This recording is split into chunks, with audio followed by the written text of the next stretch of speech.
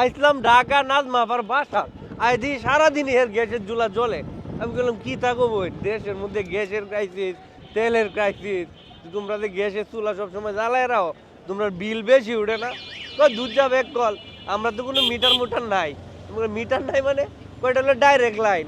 তুমি যতই সারা মাসে যদি তুমি টেয়া খরচ নাও করো, গ্যাস যদি এক চামচও ব্যবহার না করো, তেও তোমার যে টেয়া দেওয়ান লাগবো। আর মাস চালায় রাখলে তোমার একই টেয়া দেওয়ান লাগবো। কোথায় গ্যাস মেসের গ্যাস পুরা এলাপ আছে, মেসের কাঠি পুরা এলাপ আছে, এর লেগে জ্বালায় রাখি।